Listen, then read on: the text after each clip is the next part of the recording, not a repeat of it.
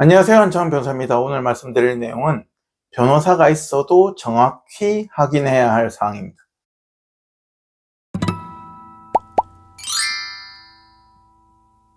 일반적으로 우리가 법률 분쟁이 있어서 변호사를 선임했다면 변호사의 안내에 따라서 스무스하게 소송을 진행하시면 됩니다. 그래서 특별한 배경 지식이 필요는 없어요. 하지만 변호사 관점에서 제가 초임 변호사나 우리 직원들을 교육함에 있어서 굉장히 크리티컬하게 이것은 그냥 했다 안 했다 뭐 대충 커뮤니케이션으로 끝날 문제가 아니고 정확하게 확인해 가지고 처리하는 업무들이 있거든요. 그래서 일반적인 업무, 내가 변호사를 선임하면 일반적으로 어떻게 진행되는지를 들어보시고 그 과정에서 어떠한 부분은 매우 크리티컬하기 때문에 나도 좀 알고 있다가 이런 부분은 정확하게 체크를 해야겠다, 내가 눈으로 직접 확인을 할 수 있을 정도로 정확하게 확인을 해야겠다, 이렇게 판단해 보시면 좋을 것 같습니다. 우선 일반적인 업무 플로우를 말씀을 드리면, 자, 여러분들께서 변호사를 선임한 경우입니다. 선임을 했어요. 그러면 사건을 받아가지고 이제 변호사가 서면을 쓰겠죠. 법률 서면을 씁니다. 그러면 저 같은 경우에는 이제 서면을 열심히 다 썼어요. 한 달에 걸쳐서 한 달 반에 걸쳐서 다 썼어요. 그러면 의뢰인 검토를 하고 이 본 서면, 이런 중요한 서면들은 의뢰인들한테 한번 보시고 수정사항 받고 그래가지고 그 다음날 정도에 해서 접수를 한단 말이에요. 이렇게 접수. 그런데 이 서면을 간혹 안 보여주는 변호사 사무실도 있어요. 그래서 잘 없을 것 같긴 한데 그런 경우에는 이제 보여주는 곳이 아무래도 신뢰가 가고, 왜냐면 좋은 글은요, 변호사가 쓴 좋은 글은 아무것도 모르는 의뢰인이 봐도 좋은 글이에요. 그게 좋은 글입니다. 그게 직관적이고 판사님한테도 읽히기가 좋은 글이거든요. 그러면 저 같은 경우에는 정말로 열심히 해가지고 이런 서면을 썼어요. 그럼 우리 의뢰인한테 그걸 보여주고 싶지, 그 의뢰인 못 보게 감추고 싶은 마음은 1도 없거든요. 보시라 하고 딱 보여드리고 수정이나 확인할 사항 딱 받고 그렇게 해서 접수를 합니다. 근데 소송 과정에서 계속 이제 서면이 오고 가고 하잖아요. 그 경우에는 바로 대응해야 될 서면들이 있을 수 있어요. 그런 것들은, 그런 경우에도 저는 선 조치 후 보고해드려요. 그래서 의뢰인 검토를 맡고 내는 게 원칙이지만 경우에 따라서는 긴급하게 반론한다거나 스피드함을 요할 때는 먼저 제출해 놓고라도 의뢰인한테 참고하시라고 무조건 보내드리거든요. 그래서 결론적으로 내가 변호사를 선임했는데 우리 변호사가 첫 번째 작성한 서면을 나한테 다 보여준다. 그래서 여태까지 소송 진행된 것을 내가 읽어보니까 어떻게 흘러가고 있다는 것을 알고 있다면 괜찮게 내가 지금 안내를 받고 있는 거예요. 변호사를 선임해가지고. 두 번째, 그러면 이렇게 막 서면을 주고받으면서 변론기일이나 이렇게 기일이 잡히겠죠. 이제 변론기일이 잡히겠죠. 변론기일에는 보통 이제 당사자들은 안 오시니까 변호사만 가니까 변론기일 다녀왔어요. 그러면 저는 항상 의뢰인한테 당일날 보고를 해드립니다. 판사님이 뭐라고 이야기했고, 우리 변호사는 어떻게 이야기했고, 상대방은 어떻게 이야기했고 해가지고 요지를 정리해가지고 카톡으로도 보내드리고 구두로 설명드릴 때도 있고요. 어쨌든 변론기를 다녀오면 소송 진행이 어떻게 됐다라고 나한테 변호사가 알려주고 있다. 그것은 그것을 알려줬다고 해가지고 대단히 좋은 변호사이다, 이건 아니지만 그래도 일반적으로 나쁘지 않다, 이런 것도 제대로 중간에 진행사항을 보고해주지 않는 변호사도 간혹 있기 때문에 알려준다고 좋은 변호사는 아니겠지만 일반적으로 그래도 문제가 없이 내가 소송 진행을 잘 모니터링이 된다, 지금 다 이것은 일반적인 진행입니다, 이렇게 이제 소송이 진행되는 거예요. 근데 오늘 주제는 뭐예요? 변호사가 있어도 정확히 확인해야 될, 오늘 말씀드린 주제, 크리티컬한 문제들, 실수가 나버리면 돌이킬 수 없는 문제들, 그런 것들이 있어요. 1번은 뭐냐? 1번은 항소 및 이의 신청입니다. 이게 무슨 말이냐? 예를 들어서 1심 판결이 났습니다. 그러면은 기간이 있잖아요. 이건 항소기간은 민사, 가사소송에서는 내가 판결문을 내가 받은 날로부터입니다. 판결이 난 날이 아니에요. 판결문을 수신한 날로부터 2주거든요. 2주 안에 항소를 할 것 같으면 내가 항소장을 내야 돼요. 그런데 이 기간은 매우 중요해서 판결문을 받고 나는 사실 항소를 하고 싶었는데 2주가 지나버렸다. 판결문 받은 날로부터. 그러면 항소를 하고 싶어도 못하는 결과가 되잖아요. 낙장불입이 돼버리는 거예요. 두 번째, 나는 변호사한테 항소를, 잘 보세요. 의뢰인은 변호사한테 항소장 좀 내주세요 이래 이야기했단 말이에요. 그럼 변호사가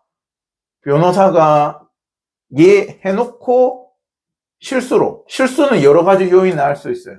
변호사는 또 자기 직원한테 항소장 접수를 해라고 했는데 직원이 이 회사 내에서 미스 커뮤니케이션으로 접수를 다른 사건에 했다거나 잘못했다거나 오류가 날 수가 있잖아요. 그런데 이 항소장을 제출하는 건 아무것도 어려운 업무가 아닙니다.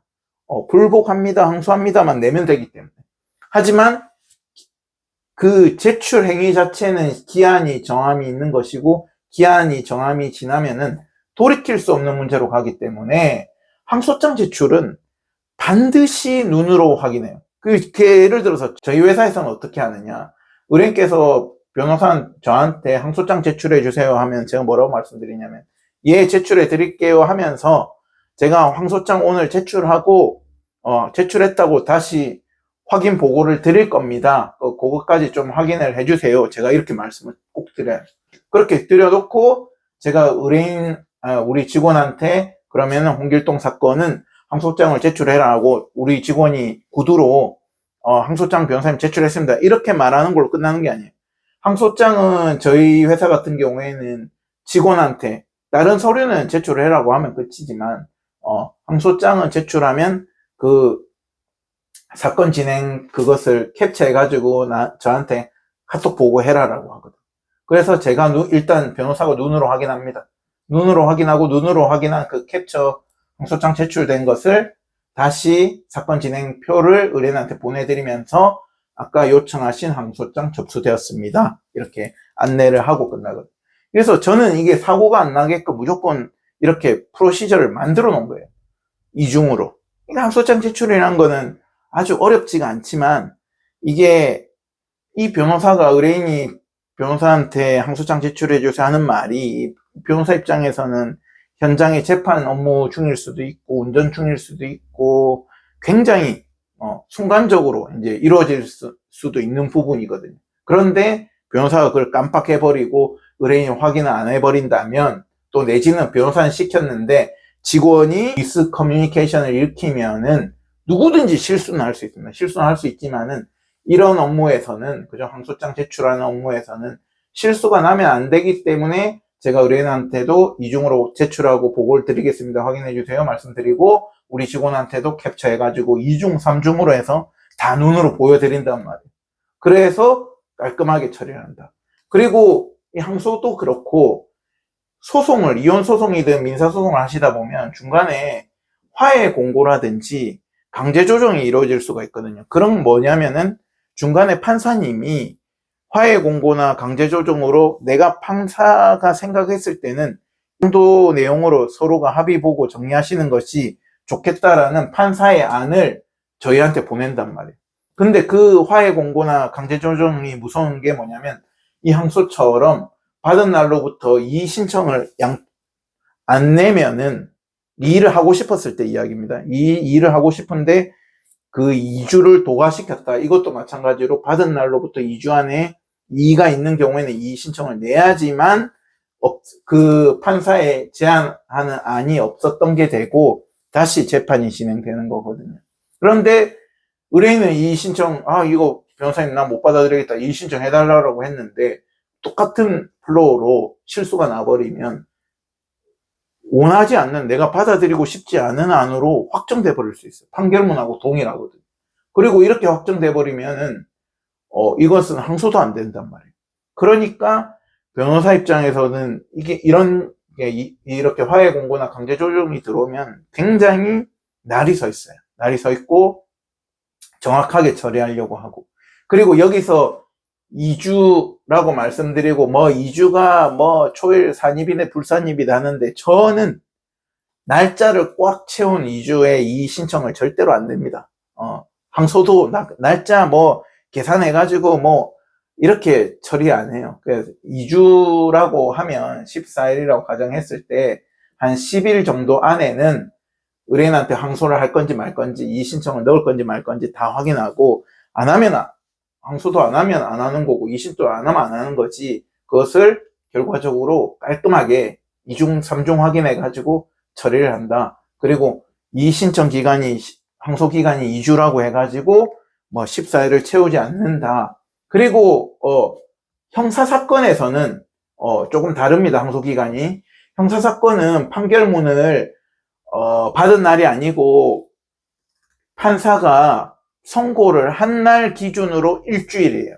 그래서 항소 기간이 형사 사건만 다르다. 이거는 이제 변호사들 입장에서는 굉장히 크리티컬한 문제고 정확하게 알고 있어야 되는 거고, 의뢰인분들께서도 소송을 진행하면서 내가 변호사가 있다 그러면 변호사님 항소 내주세요 하면 알았어요 내줄게요 하고, 냈겠지, 아무 보고 후속 보고가 없는데 냈겠지 하고 넘기지 마시고, 우리 변호사가 정확하게 냈다라고 보고를 안 해주는 경우에는 변호사님이 그거 항소장 정확하게 접수가 됐습니까 하고 한 번 더 기한이 지나기 전에 확인하시는 절차가 필요할 것 같아요. 그것을 저 같은 경우에는 자동으로 이렇게 다 눈으로 보여드리지만, 그것을 안 우리 변호사마다 성향이 다를 수 있잖아요. 그래서 우리 변호사는 그냥 믿으세요 제출했습니다 이렇게 했을 때도, 항소나 이렇게 이의신청은 그래도 변호사님 한번 확인해 주십시오 이렇게 해서 정확하게 제출되었음을 확인하시는 것이 좋겠습니다. 두 번째는 소멸시효나 제척기간이에요. 제척기간. 이건 뭐냐, 뭐 소멸시효, 제척기간 차이 이런 거 모르셔도 되고, 어떤 권리를 주장함에 있어서 특정 시간이 지나면 권리 주장이 안 되는 경우가 있거든요. 예를 들어서 뭐 대여금 소멸시효 10년이잖아. 그러면 내가 누구한테 돈 빌려줬어. 그런데 빌려준 지 1년 만에 소송한다. 그러면 소멸시효가 하나도 문제가 안 되는데, 내가 9년 몇 개월째 이제 한 10년 다 돼 가가지고 변호사를 선임했다. 그러면은 소멸시효가 간당간당하잖아요. 그럴 때는 변호사가 소멸시효 안에 소장을 반드시 접수해야지 되기 때문에, 이런 것들은 의뢰인께서도 알고 계시는 것이 중요합니다. 우리 이혼소송에서는 뭐가 있겠나요? 2년, 이혼을 하고 나서 재산분할 소송을, 재산분할이 해결이 안 돼서 재산분할 소송을 하시겠다면 이혼이 되고 나서 2년 안에 재산분할을 해야 되거든요. 그런데 내가 변호사를 찾아간 게, 이혼은 2년 6개월 전에 했는데 변호사를 찾아간 것이 거의 이혼하고 나서 한 2년이 다 지날 무렵에 변호사를 찾아갔을 때는, 내가 딱 알고 있다가 변호사님 이 제축기간이 있으니까 뭐 2년 안에 바로 접수해야 되니까 이 접수 기간에 대해서 조금 의뢰인 입장에서도 이중 확인을 하시는 것이 중요하다. 그리고 또 뭐가 있나요? 저번에 영상에서 한번 말씀드렸는데 요거 있어요. 그 민법 841조에 부정행위를 안 날, 있은 날로부터 이렇게 기한 정함이 있고, 그 안에 이혼 청구를 해야 된다는 규정이 있거든요. 그런데 이게 저번에 제가 띄워드리는 영상에서 요거 꼭 안 지켜도 상관없다. 이게 이 부정행위 민법 841조 요 규정은 기한이 설령 지났더라도 변호사가 요령껏 변론을 하면 이게 결정적인 건 아니기 때문에 크게는 안 중요한데, 이게 언제 문제가 되냐면, 이 기한이 이것도 거의 도래가 가까워 가지고 변호사를 선임하는 경우에요. 아직 이미 기간이 지났으면 뭐 그냥 이미 지나도 괜찮습니다 하고 저는 소송하거든요. 이 부분은. 근데 상관없는데, 그런데 굳이 기간이 안 지나서 왔는데 그것도 기간이 간당간당 할 때는 굳이 한 다음에 이혼 접수를 할 필요는 없잖아요. 그러면 이게 기한이 간당간당 해가지고 온 사건은 제가 막 장황하게 길게 소장은 못 써도 간단하게라도 요 기한에 맞춰가지고 이혼 소장을 간단하게라도 접수를 일단 선행적으로 해놓고 그 뒤에 상세한 서면을 써가지고 청구 원인 변경을 해버리거든요. 굳이 기한을 간당간당 굳이 도과시킬 필요는 없으니까 도과해도 상관없지만, 그래서 이것은 크게 변론가오나 이런 것들은 아니지만 굳이 도과시킬 필요는 없다. 그래서 기한 정함이 있는 권리인 경우에는 내가 알고 있다면 조금 그 안에 소장이 접수되는지를 더블 체크 하시는 것이 좋겠습니다. 세 번째는, 이제 이거는 좀 마이너한 거예요. 이거는 이게 좀 크리티컬한 것들이고, 일단 이제 우리가 이혼 소장 접수하면서 사전 처분이라든지 가압류라든지 이런 것들도 같이 그 변호사한테 맡겨가지고 진행하는 경우가 있잖아요. 근데 이제 맡겨갖고 진행하면 소장이 접수될 때 가압류랑 이제 사전 처분 이런 것들이 다 접수가 같이 된단 말이에요. 그 시기에. 그럴 때 이제 가압류라든지 사전 처분 결과에 대해서, 진행에 대해서 변호사가 다 알려주는데, 일반적으로는 변호사가 그거에 대해서 말이 없다. 말이 없으면은 한번 물어보셔가지고 가압류는 어떻게 됐습니까? 사전 처분은 어떻게 됐습니까? 물어보시면은 확인을 하시는 게 좋다. 그 가압류 같은 경우 사전 처분은 조금 시간이 걸리지만 가압류는 금방 해서 결정이 날 거 아니에요. 그러면 저 같은 경우에는 보통 소장 접수하고 가압류 다 되고 나면 완료된 가압류 결정문을 의뢰인한테 다 카카오톡이나 이메일로 보내드리거든요. 직접 눈으로 딱 가압류 완료됐음을 알려드리고 보내드리거든요. 그래서 다 눈으로 확인하시면 되는데, 한참 시간이 지났는데 가압류를 된 거야 안 된 거야 이렇게 결과 보고가 없었을 때는 변호사가 그럴 경우에는 한번 확인하시는 게 좋겠습니다. 오늘은 사실 이제 내가 좋은 변호사를 선임했다 이러면은 아무것도 몰라도 됩니다. 긴장할 필요도 없고 신경을 안 써도 되고. 근데 이제 다 그런 경우가 아니잖아요. 변호사마다 조금씩 다를 수가 있고, 제 업무 다르다고 해가지고 그것이 잘못된 변론이고 틀렸다 이렇게 말씀드릴 수 없는데, 그래도 내가 변호사가 있더라도 중요한 요인들, 만약에 이미 변론가하고 일어나고 그 변호사와 잘했네 못했네 서로 불필요한 논쟁을 하는 것보다는 나도 이건 중요한 요인이고 기간 도과를 하면 안 되니까 이중으로 확인해 가지고 정확하게 문제가 없도록 확인해야 될 요인들에 대해서 오늘 말씀드렸습니다. 감사합니다.